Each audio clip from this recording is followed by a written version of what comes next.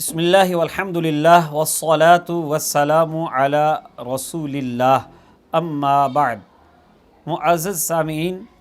قربانی کے بڑے جانوروں میں چونکہ 7 حصے بھی ڈالے جا سکتے ہیں، جیسا کہ نبی رحمت صلی اللہ تعالی علیہ وسلم کا ارشاد مبارک مسلم شریف میں موجود ہے۔ حضرت جابر رضی اللہ تعالیٰ عنہ اس کے راوی ہیں، فرمایا البقرۃ عن 7 والجزور عن 7، کہ گائے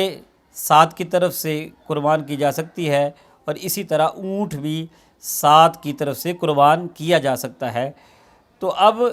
حصوں کی شرکت کے حوالے سے کچھ اہم مسائل میں عرض کرنا چاہتا ہوں۔ یاد رکھیں، گائے، بیل، بھینس، بھینسا، اونٹ، اونٹنی، یہ ایک بندے کی طرف سے بھی قربانی ہو سکتی ہے، اسی طرح ایک سے زیادہ بھی شریک ہو سکتے ہیں۔ ایک مثال ذہن میں رکھتے ہیں، جیسے ایک بیل یا گائے 84,000 کی ہے، اب ایک ہی بندہ 84,000 خرچ کے وہ اپنی طرف سے قربانی کر لے، یہ بھی درست ہے، یا 2 اس میں شریک ہو جائیں، ہر ایک 42,000 دے دے، تب بھی ٹھیک ہے، یا 3 اس میں شریک ہو جائیں اور ہر ایک 28,000 دے دے، تب بھی ٹھیک ہے،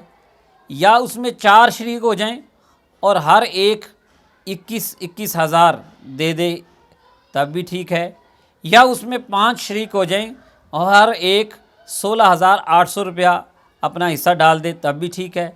یا اس میں 6 شریک ہو جائیں، ہر ایک اپنا حصہ 14,000 ڈال دے، تب بھی ٹھیک ہے، یا اس میں 7 شریک ہو جائیں، ہر ایک شرکت کرنے والا 12,000 اپنا حصہ ڈال دے، تب بھی ٹھیک ہے۔ لیکن 7ویں حصے سے کم شرکت، 7ویں حصے سے زیادہ شرکت نہیں ہو سکتی، 8 بندے اس میں شریک نہیں ہو سکتے۔ تو یہ ایک مثال میں نے دی ہے کہ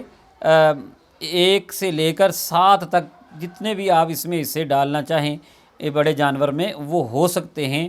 اور اس میں یوں بھی کیا جا سکتا ہے کہ کسی کا حصہ زیادہ ہو، کسی کا کم ہو۔ مثلاً 84,000 ہی قیمت لگائیں آپ ایک جانور کی، تو 2 بندے 30,000 دے دیں، 60,000 ہو جائے گا، اور 2 بندے 12,000 دے دیں تو 4 بندے شریک ہو جائیں، اس طرح بھی ہو سکتا ہے۔ لیکن اس میں اتنا فارمولہ ذہن میں رکھیں کہ جس کا کم از کم حصہ ہے نا، وہ 7ویں حصے سے کم نہیں ہونا چاہیے۔ جیسے 84,000 کا 7واں حصہ 12,000 ہوتا ہے، تو 12,000 سے کسی کا بھی حصہ کم نہ ہو، تو یہ اس طرح قربانی درست ہو جائے گی۔ پھر اس میں دوسرا مسئلہ یہ ہے کہ جتنے بھی حصہ دار ہوں گے، ہر ایک کی نیت اللہ کا تقرب حاصل کرنا، اللہ تعالیٰ کی رضا حاصل کرنا ہو۔ قربانی میں کسی کا بھی نظریہ فقط گوشت حاصل کرنا نہ ہو کہ میں تو ویسے ہی ڈالا ہے کہ میں گوشت حاصل کرنے کے لیے، اس طرح نہیں ہوگا، بلکہ سارے جتنے بھی حصہ ڈالنے والے ہیں ان کا عقائد و نظریات بھی درست ہوں، صحیح مسلمان ہوں، اور دوسرا یہ ہے کہ ہر ایک اللہ کی رضا کے لیے قربانی کر رہا ہو، اور اس کے ساتھ ساتھ کوئی اور بھی ایسی عبادت جو کہ قربانی کی طرح اللہ کی تقرب کے لیے کی جاتی، جیسے بچوں کا عقیقہ کرتے ہیں، تو عقیقہ بھی چونکہ اللہ کی رضا کے لیے ہوتا ہے، تو عقیقے کا حصہ بھی ڈالا جا سکتا ہے،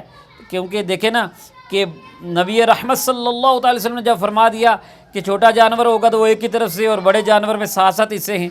تو عقیقے میں بھی جو چھوٹا جانور یعنی بکرا وغیرہ ہے وہ بچے کی طرف سے 2 اور بچی کی طرف سے 1 ہوتا ہے۔ تو اسی کو فارمولہ کو ذہن میں رکھتے ہوئے گائے میں یا بڑے جانور میں بچے کے 2 حصے اور بچی کا 1 حصہ ڈال دیا جائے، اور چونکہ یہ بھی اللہ کی رضا کے لیے عقیقہ ہوتا ہے تو یہ بھی ڈالا جا سکتا ہے۔ اس طرح بھی قربانی بھی اور عقیقہ بھی دونوں درست ہو جائیں گے۔ بس یہ یاد رکھنا ہے کہ جتنے بھی شریک ہیں وہ اللہ کے لیے اس میں شریک ہوں اور اللہ تعالیٰ کے لیے قربانی یا عقیقہ وغیرہ